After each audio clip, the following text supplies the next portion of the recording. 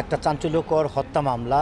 দীর্ঘ প্রতীক্ষিত এই মামলার একজন আসামি শওকত সুলতান ভ্রমর, যার 164-এ যার নামটি বলেছিল, আজমারি ওসমানের যে গাড়ি চালক, সে ত্বকীকে হত্যা করার ওই সময়টুকুন সে ওই ঘরে ছিল, তার টর্চার সেলে ছিল এবং ত্বকীকে যখন বস্তাবন্দি করে নিয়ে যায় সেই গাড়ি চালক সে ছিল।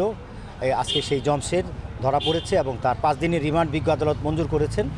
আমরা মনে করি একটি ন্যায়সঙ্গত বিচার, আমরা কাছাকাছি যাচ্ছি এবং আমরা ন্যায়সঙ্গত বিচার পাবো।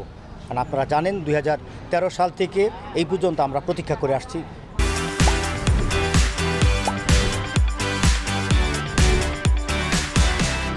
একটি মামলার হত্যার বিচারের জন্য। আজকে আমার কাউসার আলম, তিনি সিনিয়র জুডিশিয়াল ম্যাজিস্ট্রেট কাউসার আলম, তিনি আজকে এই 5 দিনের রিমান্ড আবেদন মঞ্জুর করেছেন। 2013 সালের 6ই মার্চ ত্বকীকে হত্যা করার পর 8ই মার্চ যখন আমরা লাশটা পাই ত্বকীর সেই কুমুদিনীর খালের সামনে, তখন আমরা শহীদ মিনারে লাশটা নিয়ে আসি। সেই শহীদ মিনার থেকেই আমরা ত্বকীর লাশ সে শপথ করেছিলাম যে এ হত্যার যতদিন পর্যন্ত বিচার না হবে আমরা রাজপথ ছাড়ব না। আপনারা জানেন আমরা বিভিন্ন কর্মসূচি দিয়ে এসেছি প্রতি মাসের 8 তারিখে এবং ত্বকী হত্যার বিচারের দাবি জানিয়ে মমশিকা প্রজ্বলন করেছিলাম। আমরা এই অন্ধকার দূর করতে চাই, অবশ্যই একদিন এই আলো প্রস্ফুটিত হবে এবং ত্বকী হত্যার বিচার আমরা পাব। আজকে যে আসামিকে নিয়ে আসা হলো, ওর নাম জমশেদ।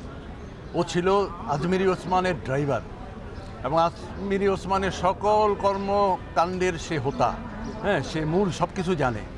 এবং ত্বকীকে যেদিন গাড়িতে করে অপহরণ করে নিয়ে আসা হয় এবং তারপরে তাকে হত্যা করা হয়, সে অংশগ্রহণ করেছিল হত্যার সময়ও এবং লাশটা গুম করার সময়ও সে অংশগ্রহণ করেছিল। এই জামশেদ যার নাম, এবং মহামান্য জুডিশিয়াল ম্যাজিস্ট্রেট যিনি আজকে কাউসার আলম, উনি আসামির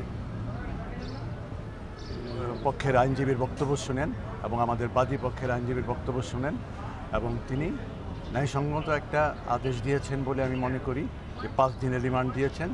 আশা করি আমরা একটা সফলতার দিকে যাচ্ছি, এই ত্বকী হত্যার বিচার আমরা পাবো বলে আশা করছি।